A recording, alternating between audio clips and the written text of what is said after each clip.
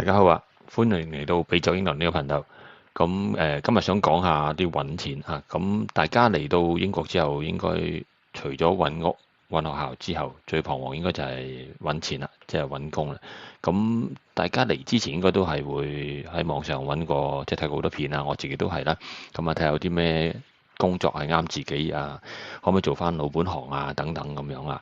呢個就一定㗎啦。唔知大家又有冇啲咩 idea？其實可以有啲咩工種可以做呢？大家不妨留言話俾我知，分享下你哋有咩睇法。我今日就自己講下我自己揾錢嘅一啲渠道啦。大家知我而家做緊嗰份倉工啦。我覺得第一份即係第一個最好嘅收入就一定係工作㗎啦。嗱，因為工作相對係比較穩定啦，你每月有收入，你亦都係容易計算你個每個月嘅支出同收入，就搞掂咗呢個，我覺得就會容易好多嘅。但係大家都知啦，即係始終英國經濟唔係好好啦。你份工係咪真係咁長久？會唔會有機會俾人炒？甚至可能有啲朋友未必係做緊長工嘅，係做緊啲炒散啊，咁啲 contract 工誒。好多朋友都其實都好辛苦嚇，為一份工可能真係坐車來回就2個鐘、3個鐘咁，真係等閒事。真係唔容易嘅。仲要係一個 contract 工，有啲即係聽佢講，仲要係爭嘅啫，即係每日咧就要喺門口爭，睇下嗰日係到唔到佢啊，到佢做先至都至俾佢做。我覺得都係幾辛苦嘅。所以我都一路都自己諗緊，即係有啲咩出路係可以揾錢嚇。其中一個就係我喺自己未嚟英國之前咧就有做嘅。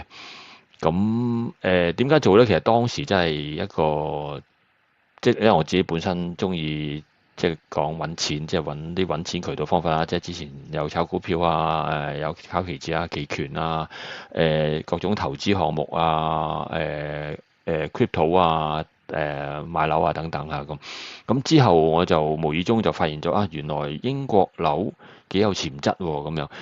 你知啊，香港人對於啲磚頭就好有興趣嘛，我都係一樣啊。即係大學畢業之後，我都一路 keep 住係有買樓，即係雖然唔係炒樓嗰隻，即係唔係好勁嗰啲，不過我就 keep 住有用樓嚟令到自己嘅資產增值，因為我始終覺得有樓其實即係以前香港啦，講唔係而家啦，而家已經係下行周期啦。當時我哋嘅時候買樓呢，你只要供得起，俾到首期，即首期都唔係多啦嚇，1成咁樣。你可能問阿爸阿媽借住錢嚟買樓都冇問題嘅，都借到翻嚟。之後慢慢還翻錢咁亦得。嗰陣時嘅利息有段時間就比較高啦嚇。但係始終都係你個供樓能力係負擔得到嘅，即係你嘅人工係供得到嘅。我覺得當時係冇問題，都算係輕鬆嘅。都係唔似即係去到高峰期嘅時候就黐晒線啦，大家即係好似抌咗人工嘅一半甚至以上去供樓，我覺得呢個係非常之唔健康啦。所以我自己經歷過呢啲階段，我覺得樓係比較好似安全啲、穩陣啲。當然咧，你買嘅時機都好緊要啦。我之後就發覺亦都研究咗啊，咦原來英國樓都幾 OK 喎。佢每年嘅加幅未算好多，即係都未算話好高峰。即係我唔係講緊倫敦嗰啲啊，即係如果倫敦好旺嗰啲區，其實就未必啦。即係大家做啲投資之前就要記得即係留意清楚啦。我自己都有做一輪研究嘅，我就即係希望揾一啲比較平價啲嘅樓，又可以收到租嘅。我係咁嘅諗法。始終我當時就未決定一家人嚟英國嘅，即係未有呢個 idea 嘅，只係一個投資決定嚟啫。對我嚟講咧，投資最緊要就係厘數同埋個安全程度，同埋 exit 嘅時候有冇機會。即係你譬如買一層樓，你買一層樓當你俾10厘你都好啦。但係你層樓係第一冇升值嘅，即係隨時係跌價嘅，甚至係你要賣出嚟賣唔出嘅，你套現唔到啲錢嘅，你就好麻煩。所以我就唔希望發生啲咁嘅事。你知啦，即係樓本身相對係即係個變現能力低噶嘛，即係唔似你股票咁啊。我今日買咗，聽日我突然之間我發覺我等錢使，我即刻賣咗佢係得㗎。即係當然個價錢係浮動啦，未必係喺個合適嘅價錢，但係起碼你係有機會走啦，係咪？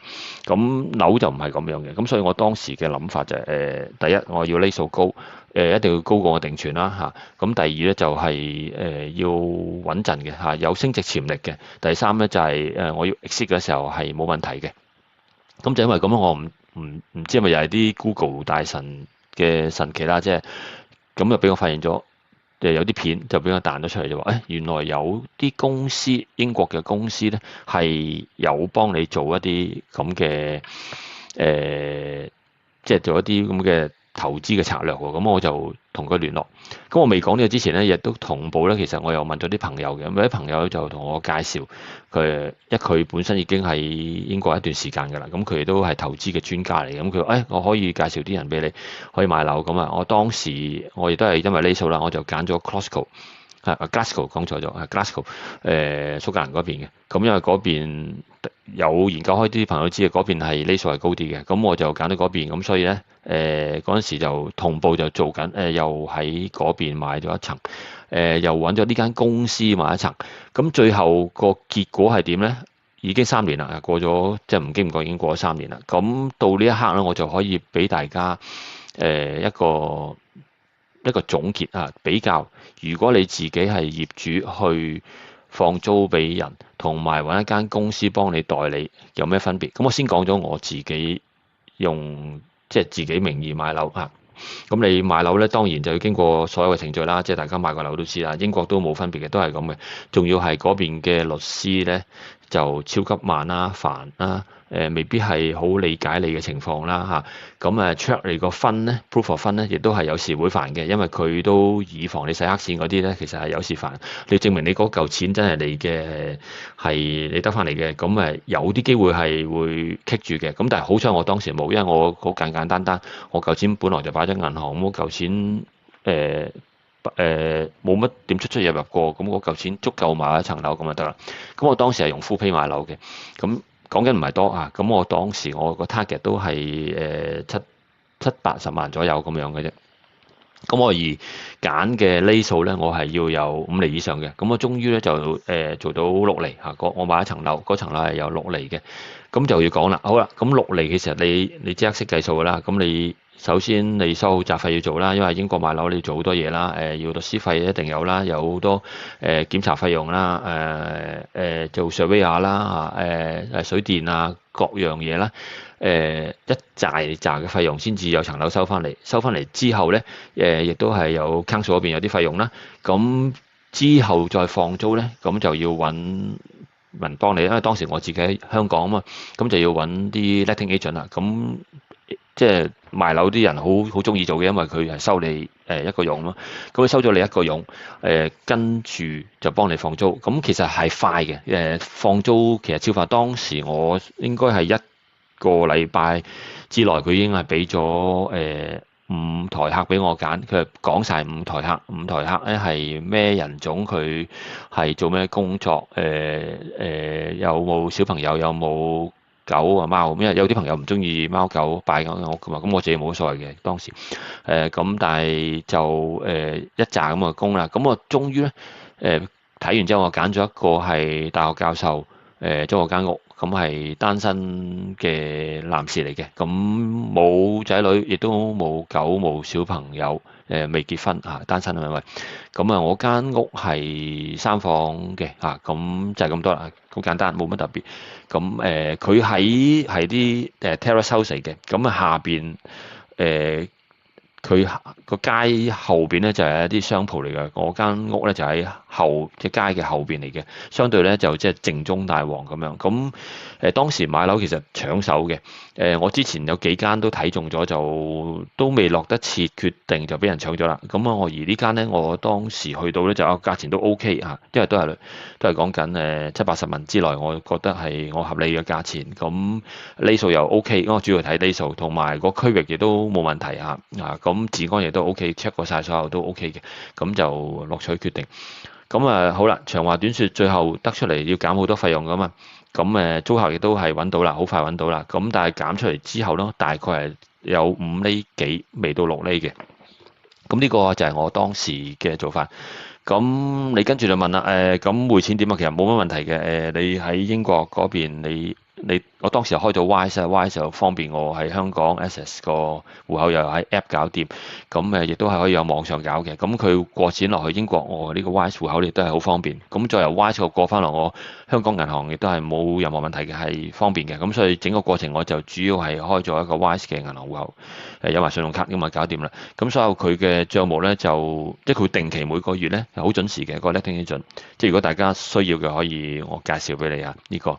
咁跟住佢就會 refer 即係佢寫啲錢俾我，每個月都係定期寫啲錢嘅，每月收錢，咁就開心嘅，因為基本呢個係 passive income 啦，冇任何嘢要搞啦，因為所有租務嘅問題同個租客接觸，全部都係聽起就搞掂。咁講真，因為佢都收咗錢啦，咁佢當然要做嘢啊，咁佢做都 OK 嘅，冇問題。有咩事佢都電郵話俾我聽嘅。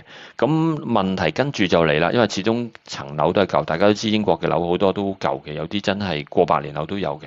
而我層樓都講緊幾十年歷史㗎啦，仲要係近期發覺佢原來咧係一啲咩歷史古蹟嗰啲咁樣咧，即係你如果要做一啲維修咧，就要問 council 因為咧就唔可以亂咁改動嗰啲嘢，唔可以亂咁拆佢啲嘢嘅。點解咁講咧？因為中間咧我就轉過一個租客嗱，首先我開頭租咗俾個租客啦，咁啊有一個租客，咁跟住唔知點解冇幾耐一年幾啦，我本來都好相安無事，但係點解一年幾之後，哎呀佢又想唔租啦，咁就退租，咁突然之間退租話都有啲驚，因為你都知啦，我唔想空租嘛，空租即係我蝕噶嘛，因為即係燈油收入都係俾錢噶嘛，咁啊好彩嗰次接嘅租客咧又好快，大概個零兩個禮拜度咧，亦都係有第二台租客就接咗啦，咁亦都係有。我記得冇記錯有4個租客俾我揀嘅，咁當時我亦都揀咗一個，相對我覺得 OK，咁亦到租到而家都冇問題嘅。咁但係問題就係你轉租客咧，你就要做裝修嘅，因為呢個租客就話我呢度嘅雪櫃唔好，我想換咗佢，咁冇辦法要換啦。跟住佢話呢度漏水，窗嗰邊有啲問題，有啲地方上手租客都算 OK 嘅，即係企理嘅嗰個人。咁但係都有啲嘢想執漏，咁啊又執。咁嗰度又講咗使咗我諗幾千，未到1萬蚊嘅。咁就使咗錢啦，咁又要俾一嚿錢啦嚇，咁跟住就嘥咗2個禮拜到時間空租咗啦嚇，咁跟住就接咗租客啦，咁好啦，咁之後都叫做相安無事嘅，咁但係耐不時咧都會有啲嘢就話呢度咧又話要有啲維修，咁又講緊幾十磅、100磅，有啲時候又唔知點解，即係來來回回，我諗呢個年齡間咧有啲小維修都多嘅。都搞咗啲，唔係好多錢，但係1000幾百咁樣都係有嘅。咁好啦，到最近咧就有啲大鑊嘢發生啦。咁樣無啦啦咧就隔離屋係隔離屋就話屋頂漏水。因為之前啱今年英國嘅冬天就勁大風、勁大雪啦喺嗰度，咁佢哋個屋頂就整穿咗，咁有啲危險嘅，仲有啲屋頂嘅瓦片咧係有脫落，隨時一跌。落咗嚟就會砸親人嘅，咁而個屋頂嘅業權咧就屬於我哋成個 terrace house 裏邊幾家人係共享嘅，即係個屋契係咁樣嘅。咁佢就要求大家不如 share 去做啦。咁初我就睇下人哋反應，但係點知其他人又好 OK 咁就做喎。咁當然我亦都唔可以卸責啦，因為你係業主就有咁嘅責任做嘅。咁講緊咧係大概係講平均 share 咗我要俾5000幾蚊港幣嘅嚇。咁整個屋頂，咁其實多又唔係好多嘅，因為講緊成個費用應該係大概3-4萬到啦一個工程。咁做咗大概2日到嚇，咁就維修咗。咁但係維修到尾期嘅時候，個師傅就話原來你另一個地方咧個煙通嗰部分係穿咗漏緊嘅。另外幾塊瓦片都係危險嘅，佢話真係要即刻做啦，因為呢幾塊瓦片隨時再嚟一個大風咧，又會飛咗街，咁砸親人就弊啦。咁冇辦法啦，咁呢啲危險嘅梗係要做啦，咁又要俾啦，又講緊千幾，每人 share 咗應該千幾磅千幾2000蚊港幣，咁又要俾錢。咁我講咁多就係，其實如果你自己買樓、自己做業主、自己放租，當然個放租唔係你做係 letting agent做，其實多嘢煩嘅，亦都係多雜費俾嘅。好啦，我而家就講第2個方案，就係我揾嗰間公司啦。咁我不妨就俾埋大家睇嗰間公司個名啦嚇。咁如果大家有興趣咧，就可以睇嘅。咁佢叫做 Fine UK Property， 本身佢係一個家族式生意嚟嘅，佢係一個印度嘅家族嚇。咁如果大家嚟到應該知，印度啲人係即係好多好 smart 好勤力啦，好中意做生意啦，咁啊佢嘅社群都超級勁嘅嚇。咁我之前嗰條影片都講啦，即係我做 warehouse 嗰度有個非洲嘅同事，咁佢已經走咗，咁佢同我講話，佢住嗰條街咧有一條街咧，成條街都印度人嚟嘅，佢全部都好有錢嘅，揸靚車，咁跟住四方獨立屋嗰啲全部都印度人住咁樣啊，咁所以你要想象到其實好多印度人都好勁。好啊，咁簡單講點解我要幫襯呢間公司啊？我亦都幫襯到佢，即係同期啦，都係差唔多時候爭一兩個月咧，同我自己買一層樓，都會已經過3年啦。咁佢個好處就係又係厘數穩定。佢當時就係出咗俾6厘我嘅，咁而佢而家就已經去到7厘添啊，仲高啊！咁我嗰陣時係6厘咧就我點解 buy 佢呢套咧？因為我當時有少少擔心，因為始終即係揾人代理啊嘛，咁代理簡單講佢嘅流程係點？首先佢呢度應該有個流程俾大家睇下。佢流程就相對簡單，冇咁多雜費嚇。咁係做咩啦？首先你同佢傾啦，你對佢有興趣，咁就了解咗，你會同個老闆Zoom 傾咗，你有啲咩要求？因為佢本身佢個 portfolio 好大嘅，佢都係上過UK 嘅 BBC 電台接受幾個訪問，有啲屋嘅即係關於樓宇買賣嘅一啲series 咧，係訪問過佢幾個，即係當時都係講緊一啲家庭咧，就即係小康之家，佢又想買一間樓，咁但係又唔可以有到好多錢，咁佢哋又即係買一間殘樓，間殘樓就點翻新咗之後咧，就俾你放入去租，咁啊佢好開心咁樣，啲租客就非常之滿意，即係佢哋做嘅嗰啲屋，咁你有機會可以睇翻，佢自己有 YouTube 頻道都有講嘅，咁啊你了解咗個 service，跟住咧就同佢傾啦，傾完之後咧就個 agreement 啦嚇，咁跟住你同佢Zoom 啦，跟住如果真係有興趣嘅，你就 reservation 啦，我冇記錯應該係俾3000蚊咁就 OK 噶，咁跟住你就俾你揀 property 嚇。跟住咧，佢 transfer ownership 俾你㗎啦。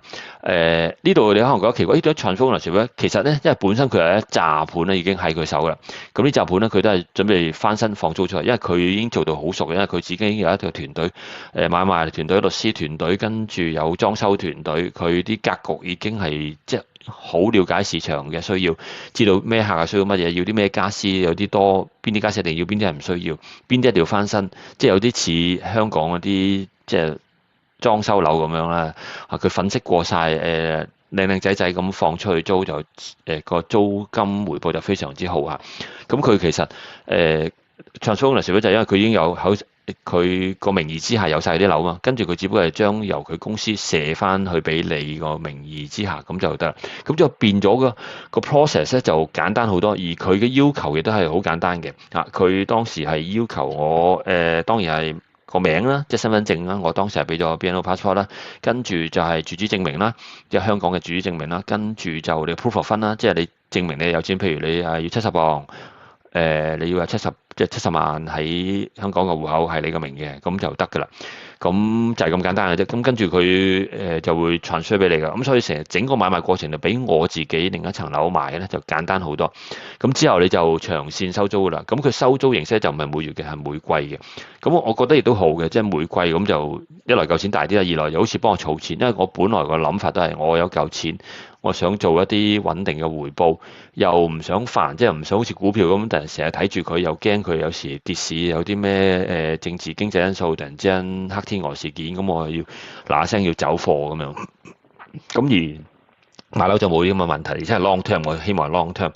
咁佢而家就更加好啦，因為佢係俾到7厘你嚇，佢係5年7厘，即係你5年裏邊咧都唔需要煩嘅啦，就有7厘。就包收啦，咁或者直頭俾你睇一下佢嘅盤，因為我覺得越做越好。當時我都冇呢個網站做得咁靚仔嘅嚇，佢都解釋咗好多嘢俾你聽，即係問話俾你聽點解要幫襯佢，而家樓市趨勢係點樣，未來係點，佢都定期咧佢有啲 email 俾你嘅。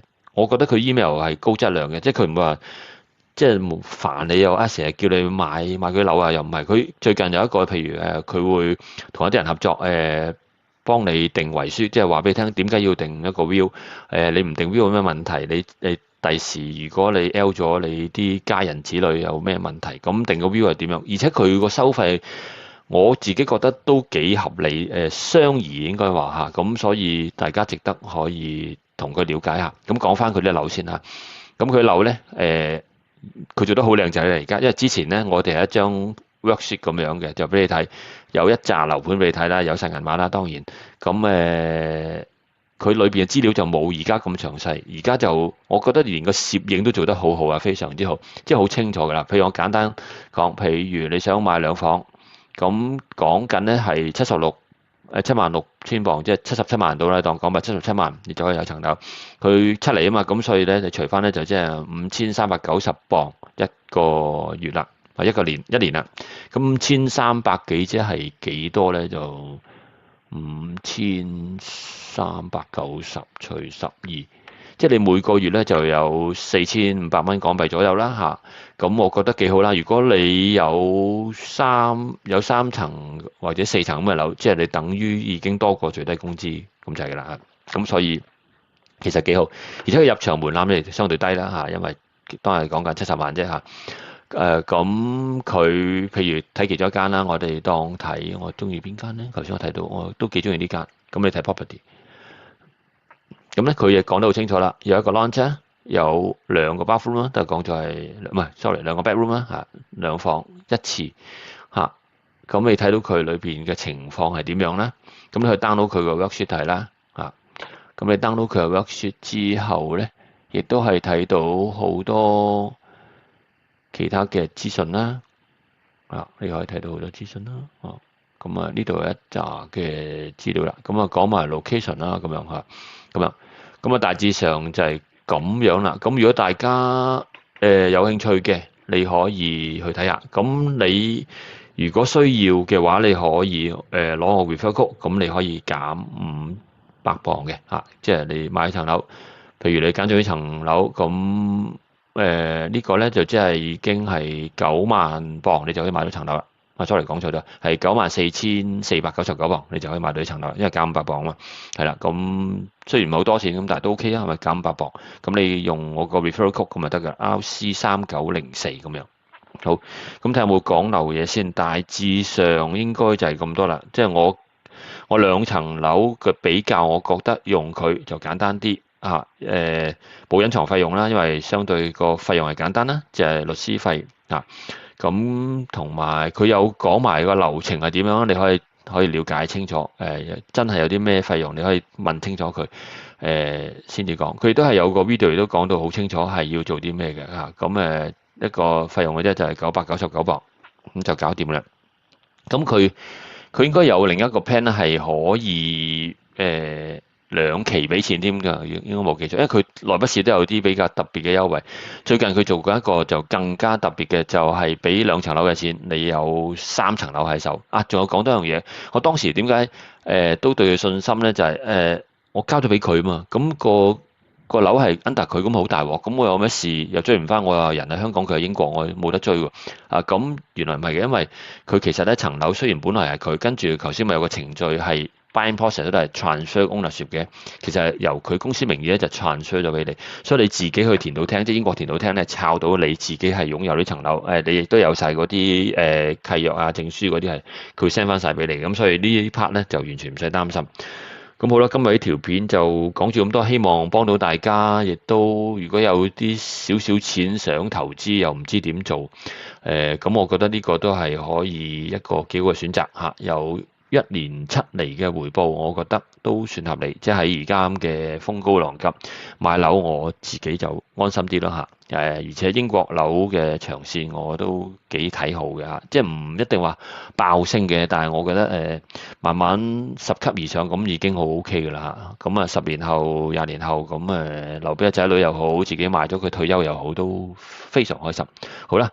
咁呢條片希望幫到大家。如果大家有咩問題又想了解多啲嘅，不妨就下邊留言話俾我知啦。或者你有其他更好嘅投資計劃或者策略，都留言話俾我知啦。係咁先，拜拜。